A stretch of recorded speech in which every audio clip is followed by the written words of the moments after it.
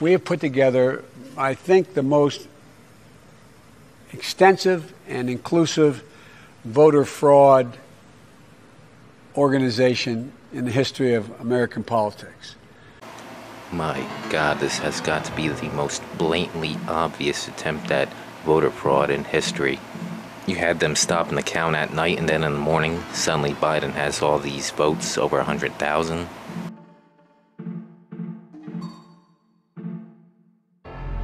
We're just checking out to see if there's any fraud in the elections. We've detected a bunch of voter registration fraud. We turned it into the authorities and haven't done squandola. The Florida authorities or the feds? Both. Any mail-in fraud or voter mail-in fraud?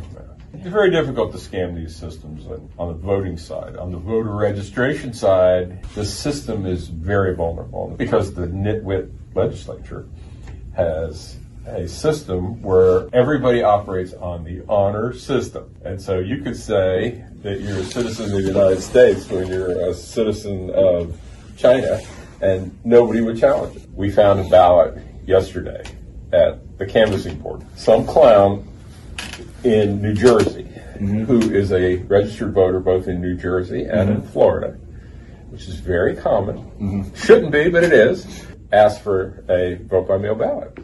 And we sent them a vote-by-mail ballot. Apparently, he also asked for a vote-by-mail ballot from his county in New Jersey. And when he sent his vote-by-mail envelope to Florida, he put his New Jersey ballot in it. Is that a DA or an attorney general of the state? Local prosecutor. Local. And do you find that they actually do anything? No. It's, local prosecutors tend to be most animated by homicide, crime against the person. If everything operates by the law, it should be good for conservatives. Is that 475,000 votes? What's important for the president here is that's 207,000 Republican votes. We should be 5 points ahead. You have some places where they're using Sharpies and pens to mark the ballots. One of them disqualifies another one. Explain one more time. So the people that were in front of me, there were two people in front of me that used a Sharpie. Yes. That was given to them by the poll workers. Yes. It did not read their ballot. Okay. And they slid it in there twice. I used a pen. Yep. Took their Sharpie and threw it away. And it read your ballot. And it read my ballot. And it read your ballot. And it read my so ballot. what they're doing is they're telling people to use the Sharpies. That way, Yes. those votes aren't counted. Yes. That's exactly what's happening. Yes. So there was other people that were in there voting with their pens, and they literally went around and they were yanking pens out of their hands. Yes, they tried to do that to me, and I took their Sharpie and I hid it because then they said, look for all the Sharpies that are not being used and take the Sharpies back. They had a bowl of pens behind them that they were not giving to people and only giving Sharpies out. There we go. So the ones with the Sharpies are not being read at all. No. No. None of those ballots are being read. Of course not. So and so they're doing it because they're trying to skew all of the votes in Yeah, there. and That's exactly what's going on. They didn't try to even slide it more than one time. They immediately took it and slid it in the front. Like, not even tried a second time. They just That's correct. ran it through and slid it in the front. And I was like, wait a That's what they second. did with yours? Yep, and I just went with a Sharpie, voted Trump, and she just slid it in, and that was it. But But they're not counting. They're not counting the ones with the Sharpies. And so they're forcing people to use the Sharpies, and those votes aren't being counted. Right. That's what's going on. Right. And then I posted it on my Facebook group chat in my neighborhood. They said they did it at the Queen Creek Library. They did it at ASU Polytech earlier. They're like 4 different polling places were doing Sharpies, all in, like, between Queen Creek and, like, the edge of Gilbert. Yep. And those ones are not being counted. Yes. They're invalid. Yes. I mean, Yes. like, I have proof. So they're invalidating votes is what they're doing. Yes. Yeah. Yes. Like, That's how I it took a feels like. picture of Okay. my ballot for And then Trump. there was a guy that directly came out and yelled at me 3 times. They both came out. Oh, no, they called the sheriffs You and guys said that, stop. and told us to stop handing out the ballpoint pens, in which case, those are the only ones that are actually being Yeah. counted and validated. I used your pen and then I Yeah. sent it back to you and I And said, they're- give this to somebody. 'Cause this Yes, works. yes. And so we know that, and we've been telling them, you need to use a ballpoint pen, not the Sharpie, and now those are getting invalidated. Yeah. So people are coming here to vote for Donald Trump, and those votes are all getting invalidated. That's what's going on. There we go. You have them in the middle of the night bringing in more votes, more ballots. As we all know, the night of the election, approximately 4 o'clock in the morning, there was a huge boost for Biden. In other words, he improved, I believe it was something like 100,000 votes, or 100,000 votes were tallied for him. And it appears out of those 100,000, none went for Trump. Again, this hasn't been documented. I'm just telling you what's out there. And hopefully it's going to come to more of a light. But interestingly speaking, I don't know if you all were aware that the pollsters, or those counting the votes, they change shifts every 6 hours. So at 4 o'clock in the morning, there was a shift change that occurred. And one of the poll watchers did this video. It was at 4 in the morning. Again, unconfirmed. You decide if it makes sense or not, or you decide if it's believable or not.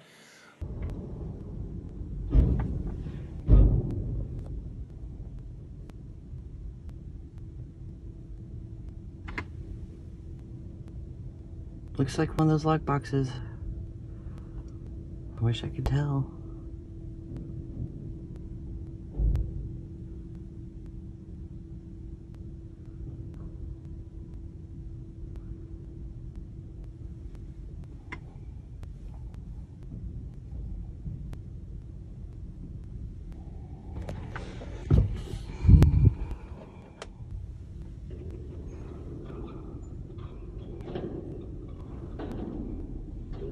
Where'd this little guy come from so late at night?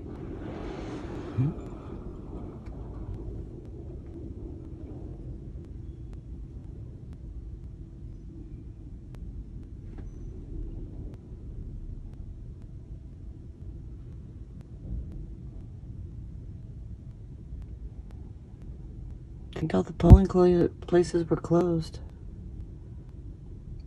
And yet we have a box.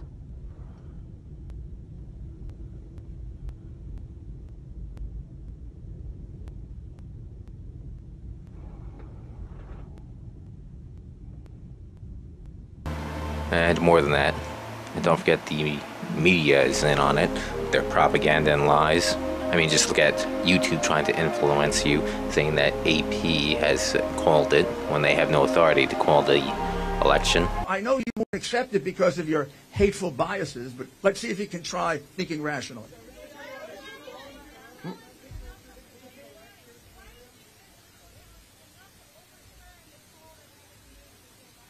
The poll?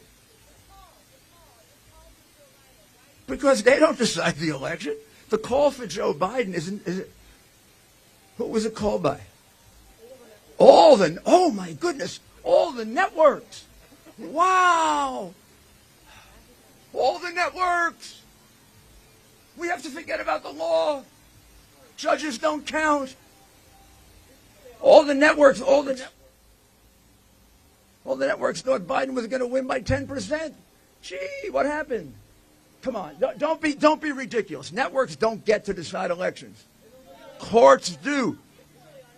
So here we are, the election's still ongoing when it should have been technically over on the 3rd, the counting anyway, but the final results is in December. Now I was wondering why Trump didn't go after the mainstream media and the big tech before the election, before they could pull this bullshit. My guess is he's trying to catch him in the act. Blatantly, well, which it is blatantly, obviously trying to influence the election. Now he's got hard evidence. Pretty risky, but I guess he wants the hard evidence of this actually happening, so they don't get away. And he's got Giuliani on his side. Now that's pretty good. Giuliani, if you don't know, he managed to put away the mob back in the 80s and 90s. So Rudy Giuliani, right? He's coming up, right? And he wants to clean house, is what he wants to do. Rudy says a guy who wrote a book, Man of Honor? Man of Honor. Man of Honor. Who is the person? Bonanno. Okay, so he writes the book, and then he gives the blueprint to them to know what the RICO game was, and he puts that together, and they had the best FBI agent at that time, some guy named Lindley or that he knew how to go and create informants, and he goes and figures out with the Green Reaper, the Scarpa, I think. And he picked our guys to go after and build his career at that point in time. And he did a great job of it. I mean, let's face it. He has that reputation till today. I mean, he was very capable at what he did. The racketeering, the RICO statute, had been on the books for over 10 years when Rudy came in, but nobody ever used it. He learned, or he saw how to use it effectively, and he started using it against us, and it was designed to be used against us, but nobody ever did it. And it's an extremely difficult law to navigate around. I mean, I had 3 RICO indictments.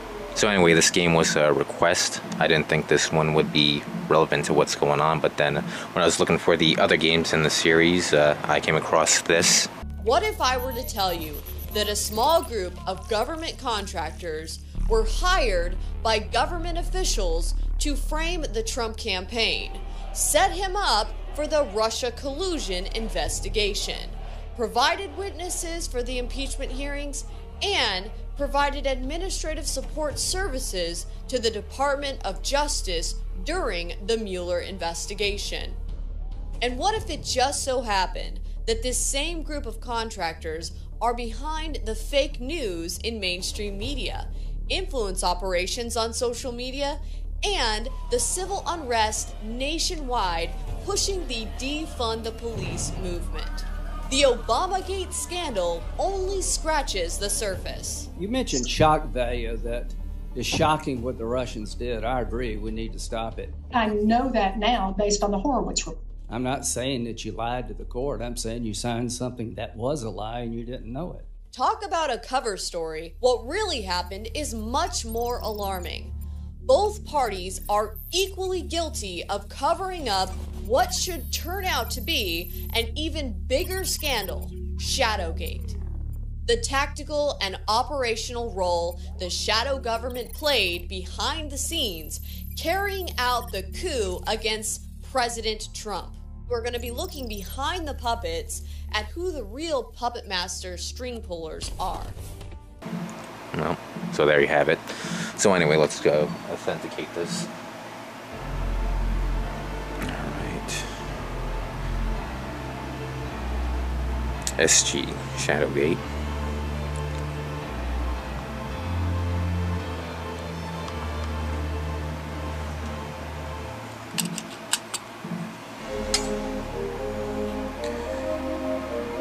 Copyright SG paint splotch.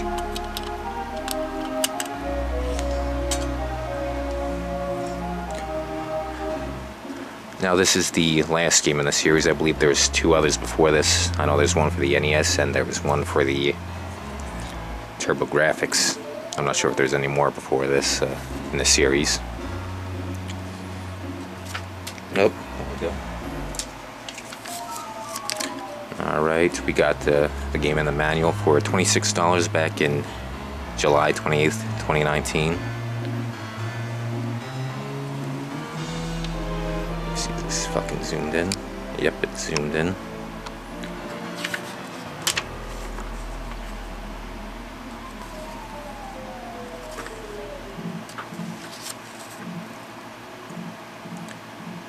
Yeah, so this was originally a point-and-click game on the NES. The TurboGrafx one is also point-and-click, but you move around the character, but in the NES one it was in first person. Now this game is in first person, but it's not point-and-click. It's like you roam around a 3D environment in first person, but it's not a first-person shooter because there's no gun, not even a melee weapon. This is more of a first-person exploration puzzle game.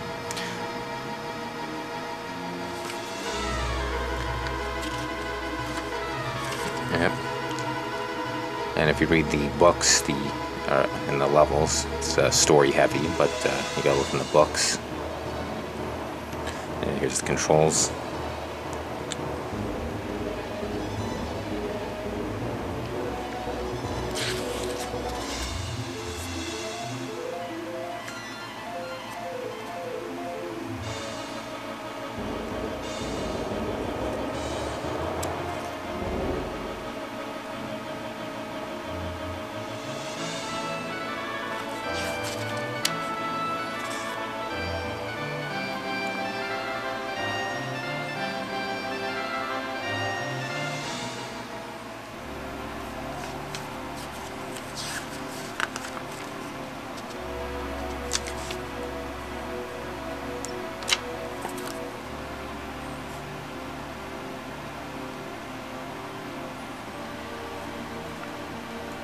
Yeah, there isn't many enemies in this game. There's just one guy that you gotta watch out for. He's only at one section.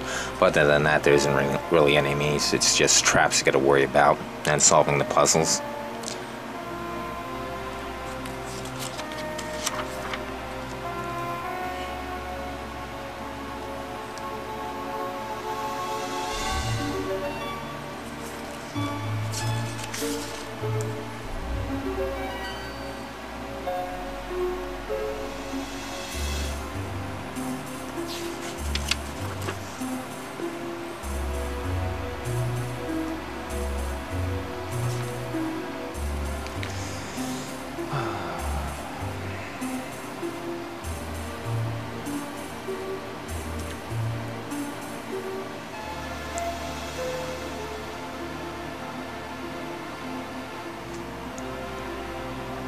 So anyway, with this whole voter fraud shit going on, I wouldn't be surprised that a civil war did go on, even though I was half joking about that before, but I could see it happening. If this gets overturned and Trump wins, well, actually he did win, but all the voter fraud and the mainstream media and big tech calling it for Biden, I won't be surprised if that side got pissed off about with Trump winning, and they continue their riots all the way up to civil war. So anyway, I'll see you guys on the live stream.